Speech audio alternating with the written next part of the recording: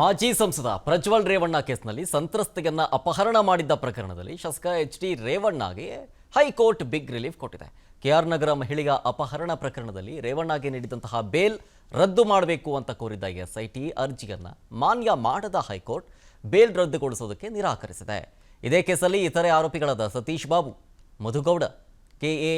ರಾಜಗೋಪಾಲ್, ಸುಜಯ್, ಎಚ್.ಎನ್. ಮಧು ಮತ್ತು ಎಸ್.ಟಿ. ಕೀರ್ತಿಗೆ ಜಾಮೀನು ಮಂಜೂರು ಮಾಡಿ ನ್ಯಾಯಮೂರ್ತಿ ಎಂ ನಾಗಪ್ರಸನ್ನ ಅವರಿದ್ದ ಪೀಠ ಆದೇಶವನ್ನು ಹೊರಡಿಸಲಾಗಿದೆ. ಮಂಡ್ಯ ಅಂದರೆ ಇಂಡಿಯಾ ಅನ್ನೋ ಮಾತಿದೆ. ಹೀಗಾಗಿ ಮಂಡ್ಯ ರಾಜಕೀಯ ಇಂಡಿಯಾ ರಾಜಕೀಯಕ್ಕಿಂತ ದೊಡ್ಡದು ಅನ್ನೋದನ್ನು ಇನ್ನು ನಗರಸಭೆಯ ಅಧ್ಯಕ್ಷ ಉಪಾಧ್ಯಕ್ಷ ಸ್ಥಾನಕ್ಕೆ ನಡೆದ ಚುನಾವಣೆ ಸಾಬೀತು ಮಾಡಿದೆ. ಕಾಂಗ್ರೆಸ್ ಜೆಡಿಎಸ್ ಪಾಲಿಗೆ ಪ್ರತಿಷ್ಠೆಯಾಗಿದ್ದಂಥ ಚುನಾವಣೆಯನ್ನು ಕೇವಲ 1 ಮತಗಳಿಂದ ದಳಪತಿಗಳು ಗೆದ್ದು ಬಿಗಿದ್ದಾರೆ. ಕೇಂದ್ರದ ಕ್ಯಾಬಿನೆಟ್ ಸಭೆಯನ್ನು ಬಿಟ್ಟು ಅಖಾಡಕ್ಕೆ ಇಳಿದಿದ್ದಂಥ ಎಚ್.ಡಿ. ಕುಮಾರಸ್ವಾಮಿ ರಿವರ್ಸ್ ಆಪರೇಷನ್ ಮೂಲಕ ಕಾಂಗ್ರೆಸ್ಗೆ ಬಿಗ್ ಶಾಕ್ ಕೊಡುವಲ್ಲಿ ಸಕ್ಸಸ್ ಆಗಿದ್ದಾರೆ. ಬಹುಮತಕ್ಕೆ 19 ಮತಗಳು ಬೇಕಾಗಿದ್ದರಿಂದ 10 ಸದಸ್ಯ ಬಲದ ಕಾಂಗ್ರೆಸ್, 3 ಜೆಡಿಎಸ್ ಬಂಡಾಯ ಸದಸ್ಯರ ಜೊತೆಗೆ 5 ಪಕ್ಷೇತರರಿಗೆ ಕಾಂಗ್ರೆಸ್ ಗಾಳ ಹಾಕಿತ್ತು. ಆದರೆ ಕಾಂಗ್ರೆಸ್ ಸದಸ್ಯ ರಾಮಲಿಂಗಯ್ಯ ಅವರನ್ನು ಎಚ್.ಡಿ. ಕುಮಾರಸ್ವಾಮಿ ತಮ್ಮತ್ತ ಸೆಳೆದರು. ತಮ್ಮ ಕಾರಿನಲ್ಲೇ ಕರ್ಕೊಂಡು ಹೋದರು. ಜೆಡಿಎಸ್ಗೆ 19 ಮತಗಳು ಸಿಕ್ಕಿದ್ರೆ ಕಾಂಗ್ರೆಸ್ಗೆ 18 ಮತಗಳು ಸಿಕ್ಕಿದೆ.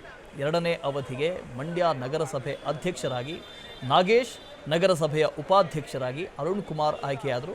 ಇನ್ನು ಚುನಾವಣೆಗೂ ಮೊದಲು ಬಹುಮತಕ್ಕಾಗಿ ಸದಸ್ಯರನ್ನು ಸೆಳೆಯೋದಕ್ಕೆ ಕಾಂಗ್ರೆಸ್ ಜೆಡಿಎಸ್ ಆಪರೇಷನ್ ಸರ್ಕಸ್ ಅನ್ನು ಮಾಡಿದ್ರಿಂದ ಭಾರೀ ಹೈಡ್ರಾಮಾ ಸೃಷ್ಟಿಯಾಯಿತು. ಇನ್ನು ಕಾಂಗ್ರೆಸ್ ಶಾಸಕ ಗಣಿಗ ರವಿಕುಮಾರ್ ನೇತೃತ್ವದಲ್ಲಿ ಕಾಂಗ್ರೆಸ್ನ ಸದಸ್ಯರು ಆಗಮಿಸಿ ಟಿಟಿ ವಾಹನವನ್ನು ತಡೆದು ಪೊಲೀಸರು ಕುಮಾರಸ್ವಾಮಿ ವಾಹನಕ್ಕೆ ಮಾತ್ರ ಒಳಗಡೆ ಅವಕಾಶ ಕೊಟ್ಟರು. ಇದೇ ವೇಳೆ ಜೆಡಿಎಸ್ ಸದಸ್ಯರ ಹೈಜಾಕ್ ಹಿನ್ನೆಲೆಯಲ್ಲಿ ಘೇರಾವ್ ಹಾಕಿ ಕಾರ್ಯಕರ್ತರು ಆಕ್ರೋಶ ವ್ಯಕ್ತಪಡಿಸಿದರು.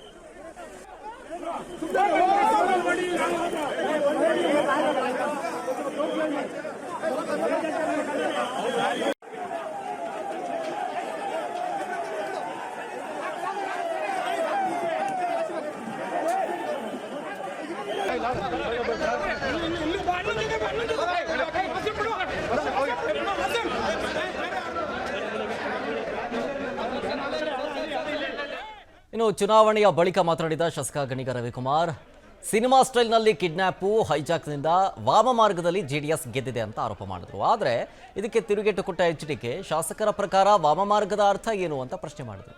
ಇನ್ನು ಈ ಬಗ್ಗೆ ಪ್ರತಿಕ್ರಿಯೆ ನೀಡಿರೋ ಜೆಡಿಎಸ್ ಯುವ ಘಟಕದ ರಾಜ್ಯಾಧ್ಯಕ್ಷ ನಿಖಿಲ್, ರಾಜಕೀಯ ಅಂತಂದ್ರೆ ಆಮಿಷ ಎಲ್ಲ ಸಹಜ, ಅಂತಿಮವಾಗಿ ನಂಬರ್ ಅನ್ನೋದೇ ಮುಖ್ಯ, ನಾವು ಆ ನಂಬರನ್ನು ಮುಟ್ಟಿದ್ದೀವಿ ಅಂತಂದ್ರು. ಒಂದು ಓಟೆ ನಮ್ಗೇನು ದೊಡ್ಡದಿರಲಿಲ್ಲ, 2 ಓಟಲ್ಲಿ ಗೆಲ್ತಿದ್ವಿ. ಭಯದ ವಾತಾವರಣ ಸೃಷ್ಟಿ ಮಾಡ್ಬಿಟ್ರು. ಏನು ಆ ಕಡೆ ತಿರ್ಗಂಗಿಲ್ಲ ಮಾಡಂಗಿಲ್ಲ ಅಂತ ಹೌಚ್ಕೊಂಡು ಬಂದು ಮಾಡಿ ವ್ಯಾಮ ಮಾರ್ಗದಿಂದ ಗೆದ್ದಿದ್ದಾರೆ. ನಾವು ಸೋತಿಲ್ಲ. 1 ಓಟೆ ನಮ್ಗೇನು ದೊಡ್ಡದಿರಲಿಲ್ಲ, 2 ಓಟಲ್ಲಿ ಗೆಲ್ತಿದ್ವಿ. ಭಯದ ವಾತಾವರಣ ಸೃಷ್ಟಿ ಮಾಡ್ಬಿಟ್ರು. ಏನು ಆ ಕಡೆ ತಿರ್ಗಂಗಿಲ್ಲ ಮಾಡಂಗಿಲ್ಲ ಅಂತ ಹೌಚ್ಕೊಂಡು ಬಂದು ಅಧ್ಯಕ್ಷನ್ ಮಾಡಿದ್ವಲ್ಲ ಆ ಮನುಷ್ಯನ ಅವತ್ತು ಅಧ್ಯಕ್ಷನ ಮಾಡ್ಲಿಕ್ಕೆ ಯಾರು ತಯಾರಾಗಿರ್ಲಿಲ್ಲ. ಈಗ ಇವ್ರು ಹೇಳ್ತಕ್ಕಂಥದ್ದು ಅವ್ರ ಕುಟುಂಬದ ಸದಸ್ಯರುಗಳನ್ನ ಮಾತಾಡಿಸ್ಲಿಕ್ಕೆ ಬಿಡ್ಲಿಲ್ಲ ಅಂತ ಏನ್ ಹೇಳ್ತಾರೆ. ನೀವು ಕುಟುಂಬದ ಸದಸ್ಯರನ್ನು ಬ್ಲ್ಯಾಕ್ ಮೇಲ್ ಮಾಡ್ಕೊಂಡು ಮೆಂಬರ್ಗಳನ್ನ ಏನಾದರೂ ಮಾಡಿ ವಶಪಡಿಸ್ಕೋಬೇಕು ಅಂತ ಹೊರಟಿದ್ರು. ಯಾವ ಕಾರಣಕ್ಕೆ ಕುಟುಂಬದ ಸದಸ್ಯರನ್ನ ಹಿಡ್ಕೊಂಡಿದ್ದೀರಿ? ಹೋಗಿ ರಾಜಕೀಯ ಅಂದಮೇಲೆ ಇವೆಲ್ಲವೂ ಕೂಡ ಸರ್ವೇ ಸಾಮಾನ್ಯ. ಹಾಗಾಗಿ ಅಂತಿಮವಾಗಿ ಇವತ್ತು ನಂಬರ್ಸ್ ಮ್ಯಾಟರ್ ಆಗುತ್ತೆ. ಆ ನಂಬರ್ಸು ನಮ್ಮ ಜೊತೆಯಲ್ಲಿದೆ, ಗೆಲುವು ನಮಗೆ ಬಂದಿದೆ, ಅದೇ ಮಾನದಂಡ. ಇದು ನೋಡಿದ್ರೆ ಅರ್ಥ ಆಗುತ್ತೆ ನಗರಸಭೆಯ ಅಧ್ಯಕ್ಷ ಉಪಾಧ್ಯಕ್ಷ ಸ್ಥಾನದ ಚುನಾವಣೆಯೂ ಕೂಡ ಎಷ್ಟು ಇಂಪಾರ್ಟೆಂಟ್ ಅಂತೇಳಿ. ಕೇವಲ ಒಂದೇ ಒಂದು ಮತ, ಅದು ಮಂಡ್ಯದಲ್ಲಿ ಇಂಪಾರ್ಟೆಂಟ್. ನಿಜ. ಬೇರೆ ಕಡೆ ಎಲ್ಲಾದ್ರೂ ಆಗಿದ್ದಿದ್ರೆ ಇಷ್ಟೆಲ್ಲ ಡ್ರಾಮಾ ಆಗ್ತಿರ್ಲಿಲ್ಲ. ಮಂಡ್ಯದಲ್ಲಿ ಆಗಿರೋದ್ರಿಂದ ಇಷ್ಟೆಲ್ಲ ಡ್ರಾಮಾ. ಆಗಲೇ ಹೇಳಿದಾಗೆ ಮಂಡ್ಯದ ರಾಜಕೀಯ ಡೆಲ್ಲಿಗಿಂತ ದೊಡ್ಡದು. ಇಲ್ಲಾಂದ್ರೆ ಕೇಂದ್ರ ಸಚಿವರು ಒಬ್ರು ನಗರಸಭೆ ಉಪಾಧ್ಯಕ್ಷ ಅಧ್ಯಕ್ಷ ಸ್ಥಾನದ ಚುನಾವಣೆಗೆ ಬಂದು ಅದೇ ಚುನಾವಣೆ ಅಖಾಡದಲ್ಲಿ ನಿಂತ್ಕೊಂಡು ಮಾತಾಡ್ತಿರ್ಲಿಲ್ಲ, ಪಾಲಿಟಿಕ್ಸ್ ಮಾಡ್ತಿರ್ಲಿಲ್ಲ, ರಾಜಕೀಯ ಮಾಡ್ತಾ ಇರಲಿಲ್ಲ. ಇದು ತಿಳಿಸ್ಕೊಡುತ್ತೆ ಮಂಡ್ಯ ಹಳೆ ಮೈಸೂರು ಭಾಗದಲ್ಲಿ ರಾಜಕಾರಣ ಎಷ್ಟು ಇಂಪಾರ್ಟೆಂಟು, ರಾಜಕಾರಣ ಹೇಗೆ ನಡೀತಾ ಇದೆ ಅಂತ.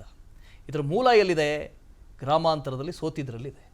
ಅಲ್ಲಿಂದ ಹಿಡ್ಕೊಂಡು ಈ ಕ್ಷಣದವರೆಗೂ ಕೂಡ ಹಳೆ ಮೈಸೂರನ್ನು ಯಾರು ವಶಕ್ಕೆ ಪಡಿಬೇಕು, ಇದು ನನ್ನದು ಕೋಟೆ, ಇದು ನನ್ನ ಭದ್ರಕೋಟೆ ಅಂತ ಪದೇ ಪದೇ ಪದೇ ಪದೇ ಡಿ.ಕೆ. ಶಿವಕುಮಾರ್ ಹಾಗೂ ಎಚ್.ಡಿ. ಕುಮಾರಸ್ವಾಮಿ ಜಿದ್ದಿಗೆ ಬಿದ್ದಂತೆ ನಡ್ಕೊಳ್ತಾ ಇದ್ದಾರೆ.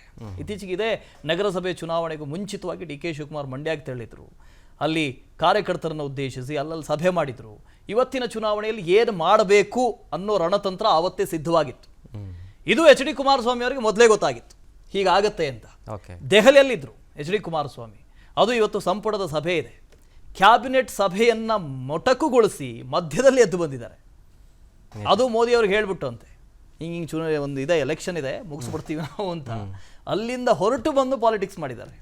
ಎಂಥ ಹೈ ಡ್ರಾಮಾ ಅದು. ನಗರಸಭೆಗೆ ರೀ, ನಾವು ಮಾತಾಡ್ತಾ ಇದ್ವಲ್ಲ ಮೊನ್ನೆ ಸರ್ಕಾರವನ್ನು ಬದಲು ಮಾಡ್ತಾರಂತೆ, 1,000 ಕೋಟಿ ಆಫರ್ ಮಾಡಿದ್ದಾರೆ ಅಂತ. ನಿಜ.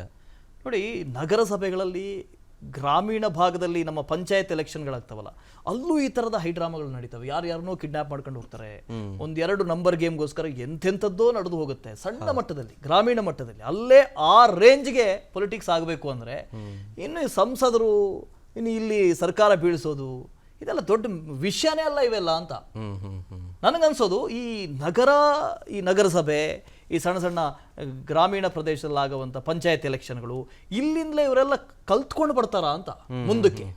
ಏನು ಮಾಡ್ಬೋದು, ಈಗ ಸರ್ಕಾರವನ್ನು ಬೀಳಿಸೋದು ಹೇಗೆ, ಒಂದಷ್ಟು ಜನರನ್ನು ಹೈಜಾಕ್ ಮಾಡೋದು ಹೇಗೆ, ಇದೆಲ್ಲ ಇಲ್ಲಿಂದ ಇದೊಂಥರ ಟೀಚಿಂಗ್ ಥರ ಆಗ್ಬಿಟ್ಟಿದೆಯಾ ಅಂತ.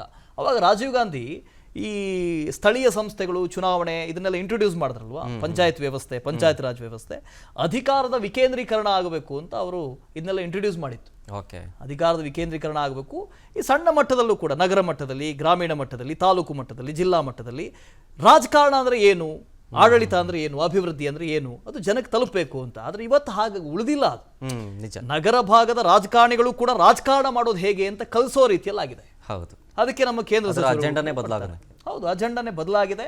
ಅಜೆಂಡಾ ಕಲಿಸ್ತಾ ಇದ್ದಾರೆ. ನೋಡಿ, ಹೀಗೆ ಇದು ಈಗ 11 ಜನ ಇದ್ದಾರೆ, ಒಬ್ಬರನ್ನ ಹೈಜಾಕ್ ಮಾಡಬೇಕು, ಬೆಳಗ್ಗೆ ಯಾರನ್ನಾದ್ರೂ ಎತ್ತು ಬಿಡಿ, ಎಲ್ಲಾದ್ರೂ ಕರ್ಕೊಂಡು ಹೋಗ್ಬಿಡಿ, ಹೈಜಾಕ್ ಮಾಡಿಬಿಡಿ, ಯಾವ್ದಾದ್ರು ವಾಹನ ಬಂತು ಅಂದ್ರೆ ಮುಗಿಯಿತು ಅಂತ. ಅವತ್ತವನಿಗೆ ದುಡ್ಡೇ ದುಡ್ಡು, ನೀವು ನಮ್ಮ ಕಡೆ ಬನ್ನಿ, 1 ವೋಟು, ಆ 1 ವೋಟಿಗೆ ಇಷ್ಟೊಂದು ಕೊಟ್ಬಿಡ್ತಾರೆ ನಗರಸಭೆಯಲ್ಲಿ.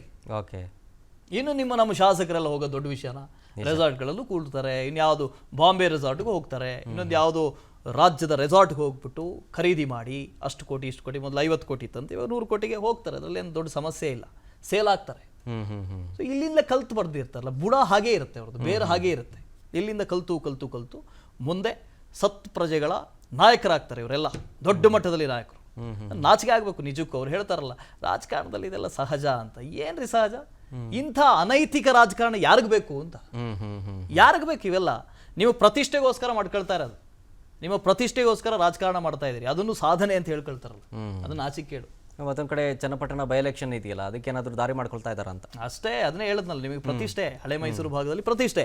ಪ್ರತಿಯೊಂದು ಚುನಾವಣೆ, ಇವತ್ತಿನಿಂದ ಎಷ್ಟೆಲ್ಲ ಚುನಾವಣೆ ಆಗುತ್ತೋ ಅದೆಲ್ಲವನ್ನ, ಇದು ಚನ್ನಪಟ್ಟಣದ ಬೈ ಎಲೆಕ್ಷನ್ನು, ಇದು ಬೆಂಗಳೂರು ಗ್ರಾಮಾಂತರದ ಲೋಕಸಭಾ ಎಲೆಕ್ಷನ್ನು, ಅದೇ ಥರದಲ್ಲೇ ಫೈಟ್ ಮಾಡ್ತಾರೆ ಎಲ್ಲವನ್ನ.